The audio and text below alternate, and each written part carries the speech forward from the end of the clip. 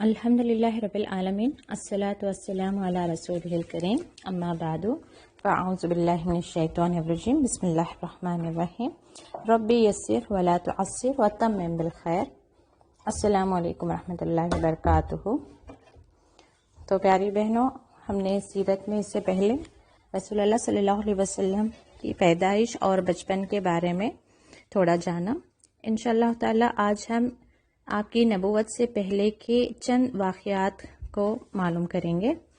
نبوت یعنی کہ آپ کا نبی ہونا، اور آپ نبی کب ہوئے تھے؟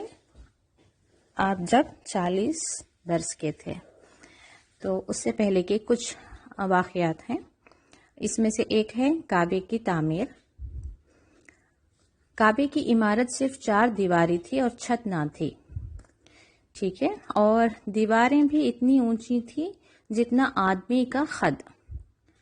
پھر عمارت نشیب بھی تھی، بارش کے زمانے میں شہر کا پانی بہہ بہہ کر ادھر آتا تھا، جسے روکنے کے لیے بند بنا دیا گیا تھا۔ نشیب میں تھی یعنی لو لیول گراؤنڈ، نیچے کی طرف تھی، سلوپ، ٹھیک ہے، وہاں پانی آ جایا کرتا تھا، تو اسے روکنے کے لیے بند بھی بنایا گیا تھا، یعنی کہ کوئی دیوار بنا دی گئی تھی، لیکن وہ ٹوٹ جاتی تھی اور اس جگہ پانی بھر جاتا تھا اور کس عمارت کو کعبے کی عمارت کو نقصان پہنچتا تھا۔ تو ان لوگوں نے طے کیا کہ عمارت کو ڈھا کر یعنی ڈیمولش کر کے پھر سے ایک مضبوط عمارت بنائی جائے۔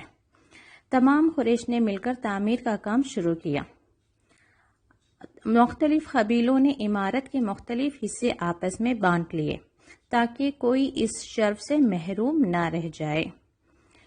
تو اس وقت جو دوسرے بھی قبیلے تھے انہوں نے بھی ڈیسائیڈ کر لیا کہ کعبے کی یا تو ہم دیوار بنائیں گے یا اس طرف کی ہم دیوار بنائیں گے، یا جو بھی ہے اس میں کا کام انہوں نے آپس میں بانٹ لیا تھا تاکہ کوئی اس شرف سے محروم نہ رہے۔ لیکن جب حجر اسود کے نصب کرنے کا موقع آیا تو بڑا جھگڑا اٹھ کھڑا ہوا۔ اب چونکہ حجر اسود ایک سٹون تھا، اسے کوئی ایک شخص ہی اس میں فکس کر سکتا تھا، تو اس میں آپس میں جھگڑے شروع ہو گئے کہ وہ فکس کون کرے گا۔ تو یہ جھگڑا بہت ہی بڑا ہو گیا اور ہر قبیلہ یہ چاہتے تھے کہ یہ خدمت ہم ہی انجام دیں، یہاں تک کہ تلواریں نکل آئیں۔ 4 دن تک یہ جھگڑا چلتا رہا۔ 5ویں دن قریش کے ایک بڑے بوڑھے نے یہ رائے دی کہ اچھا، کل سویرے جو شخص سب سے پہلے آئے اسی کو پنچ مقرر کر لیا جائے، یعنی کہ ایز اے جج، اور جس طرح سے وہ کہے اسی طرح سے ہم کر لیں گے۔ تو سب نے اس کی بات مان لی۔ تو دوسرے دن اللہ کی قدرت ہے کہ سب سے پہلے جس شخص پر لوگوں کی نظر پڑی وہ رحمت عالم حضرت محمد صلی اللہ علیہ وسلم تھے۔ تو چنانچہ آپ صلی اللہ علیہ وسلم نے یہ فیصلہ فرمایا کہ جس خاندان کے لوگ حجر اسود کو اس کے مقام پر نصب کرنے کے مدعی ہیں یعنی کہ چاہتے ہیں، ان کا ایک ایک سردار چن لیا جائے۔ پھر رسول اللہ صلی اللہ علیہ وسلم نے ایک چادر بچھا کر پتھر کو اس پر رکھا اور سرداروں سے کہا کہ چادر کے کونے تھام لیں اور پتھر کو اٹھائیں۔ جب چادر موقع کے برابر آ گئی تو آپ صلی اللہ علیہ وسلم نے حجر اسود کو اس کے مقام پر رکھ دیا۔ اس طرح سے ایک بڑی لڑائی ٹل گئی جس کے نتیجے میں معلوم نہیں کتنا خون خرابہ ہوتا۔ یعنی کہ یہاں سے بھی رسول اللہ صلی اللہ علیہ وسلم کی حکمت کا ہمیں پتہ چلتا ہے کہ انہوں نے ایک بڑے سے ایک ایشو کو کس طریقے سے بہت آسان طریقے سے حل کر دیا، اور اس میں کسی کو کوئی ٹھیس بھی نہیں پہنچی، یعنی کہ سب کو موقع بھی مل گیا اور کوئی لڑائی بھی نہیں ہوئی۔ اب جو کعبے کی عمارت بنائی گئی اس پر چھت بھی ڈالی گئی، لیکن چونکہ تعمیر کا سامان کافی نہ تھا اس لیے ایک طرف زمین کا کچھ حصہ باہر چھوڑ کر نئی بنیادیں قائم کی گئیں۔ یہی حصہ ہے جس کو آج حتیم کہتے ہیں۔ جو عمرے کے لیے یا حج کے لیے گئے ہیں انہیں معلوم ہوگا کہ خانہ کعبہ جو اب اسکوائر ہے وہ ایکچولی اسکوائر نہیں تھا، تھوڑا ریکٹینگولر ہو کے کروڈ شیپ تھا، تو کیونکہ وہ سٹرکچر کافی نہیں ہو رہا تھا تو اس کو اسکوائر بنا دیا گیا، لیکن جو تھوڑا کروڈ شیپ تھا اس کو ایسے ہی چھوڑ دیا، جس سے جو آج بھی چھوٹی سی دیوار بنا کر چھوڑی گئی ہے، یعنی کہ حتیم۔ تو اس کے بارے میں بھی کہا جاتا ہے کہ اس میں بھی اللہ کی حکمت ہے کہ ہر شخص کو موقع تو نہیں ملے گا کہ وہ کعبے کے اندر جا کر نماز پڑھیں، تو اس طریقے سے حتیم کے اندر بھی جو جا کر، اس ایریے کے اندر بھی جو جا کر نماز پڑھتا ہے، وہ بالکل ایسے ہی جیسے اس نے خانہ کعبہ کے اندر داخل ہو کر نماز ادا کی۔ الحمدللہ رب العالمین۔ یہ کعبے کی تعمیر کے تعلق سے تھا۔ اب رسول اللہ صلی اللہ علیہ وسلم کا ذریعہ معاش کیا تھا، آپ کی روزگار کیا تھا؟ یہ عربوں کا اور خصوصاً قریش کا پرانا مشغلہ تجارت تھا، یعنی کہ آپ کا ذریعہ معاش کیا تھا؟ بزنس۔ رسول اللہ صلی اللہ علیہ وسلم کے چچا ابو طالب بھی تاجر تھے، یعنی کہ بزنس مین تھے، تو جب آپ جوان ہوئے تو آپ نے تجارت ہی کو بطور ذریعہ معاش اختیار فرمایا۔ پھر جب آپ نے کاروبار میں ہاتھ ڈالا تو آپ کے اچھے معاملات کی شہرت چاروں طرف پھیلنے لگی۔ کہتے ہیں نا کہ جب تک ہم کسی کے ساتھ معاملہ نہیں کرتے ہمیں اس کے اخلاق کا پتہ نہیں چلتا، تو ایسے ہی جب رسول اللہ صلی اللہ علیہ وسلم تجارت کرنے لگے تو لوگوں کا ان کے ساتھ معاملہ ہو رہا تھا، اور بہت زیادہ لوگوں کے ساتھ بھی آپ کا واسطہ پڑ رہا تھا، تو سب پہ آپ کی اچھے اخلاق ہونے کی بات ظاہر ہو رہی تھی۔ عام طور پر لوگ آپ کو صادق یعنی سچا اور امین یعنی امانت دار کے لقب سے یاد کرنے لگے۔ سبحان اللہ۔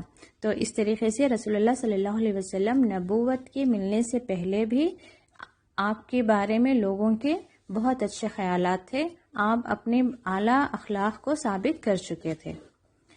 اب اگلا ٹاپک ہے نکاح۔ آپ کا نکاح خدیجہ رضی اللہ عنہا سے کیسے ہوا؟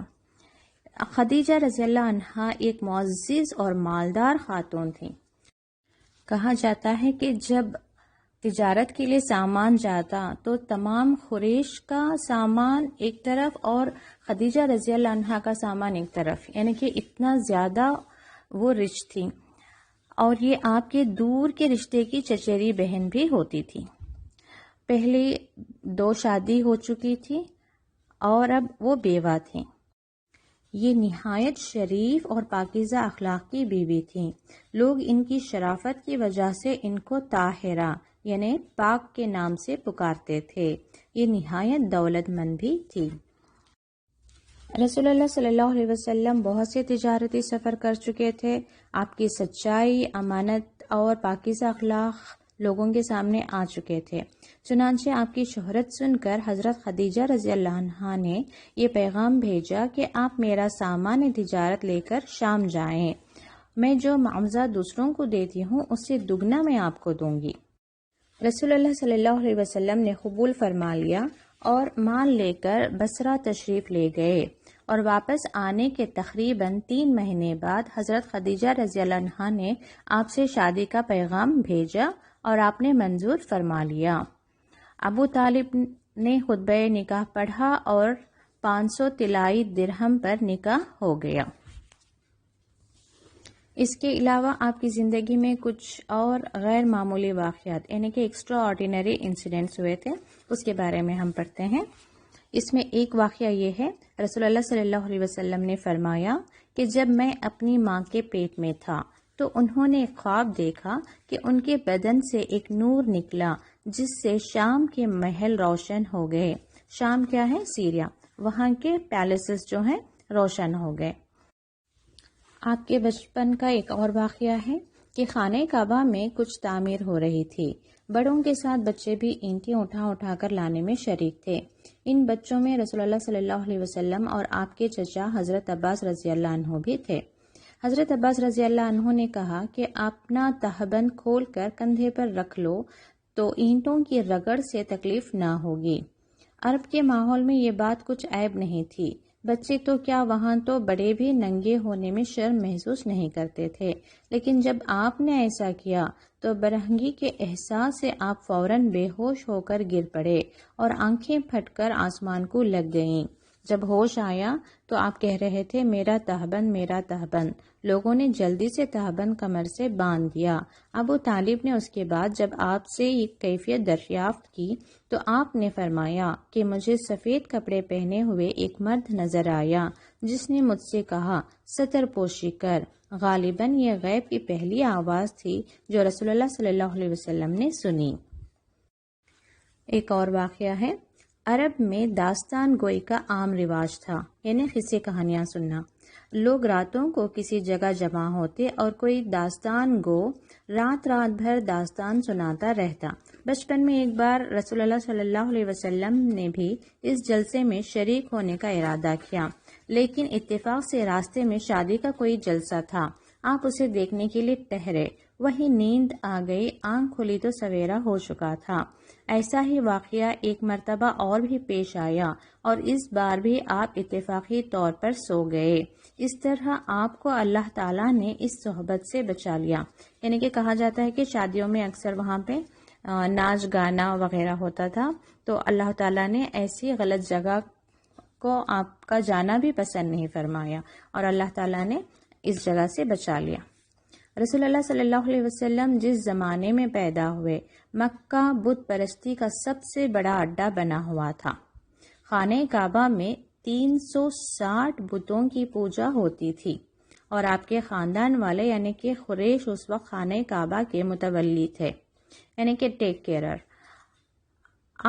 لیکن اس کے باوجود آپ نے کبھی بتوں کے آگے سر نہیں جھکایا اور نہ وہاں کی مشرکانہ رسموں میں کبھی کوئی حصہ لیا۔ اس کے علاوہ بھی قریش جن غلط رسموں کے عادی تھے، رسول اللہ صلی اللہ علیہ وسلم نے کبھی ان رسموں کے بارے میں اپنے خاندان کا ساتھ نہیں دیا۔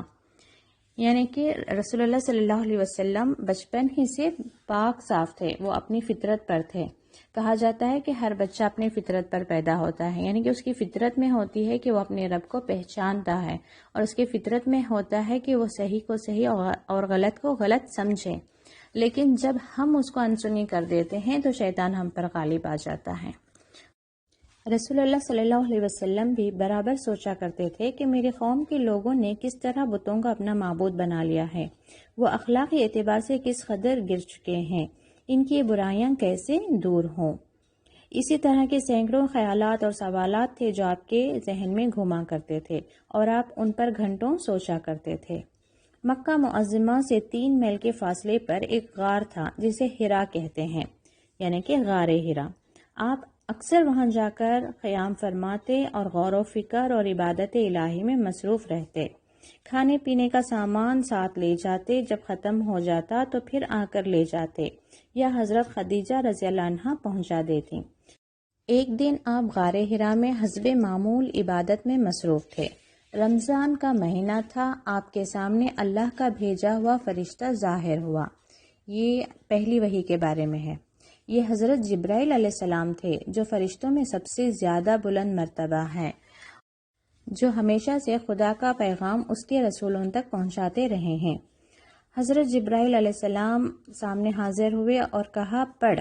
آپ نے فرمایا میں پڑھا ہوا نہیں ہوں۔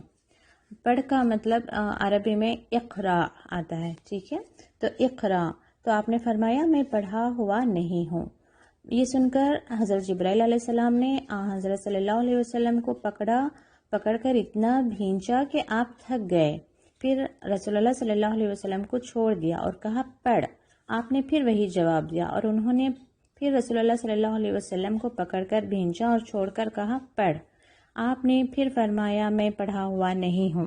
اب حضرت جبرائیل علیہ السلام نے تیسری بار وحی کیا اور چھوڑ کر کہا اقرأ بسم ربک الذی خلق خلق الانسان من علق اقرأ وربک الاکرم الذی علم بالقلم علم الانسان ما لم يعلم۔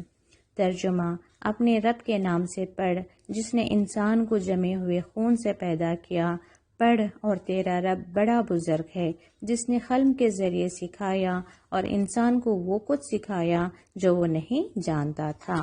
یہ سب سے پہلے وحی تھی۔ تو انشاءاللہ تعالی پیاری بہنوں، آج ہم یہاں پہ رکتے ہیں، اس کے بعد ہم کنٹینیو کریں گے نیکسٹ ویک۔ جزاکم اللہ خیرا کثیرا۔ السلام علیکم ورحمۃ اللہ وبرکاتہ۔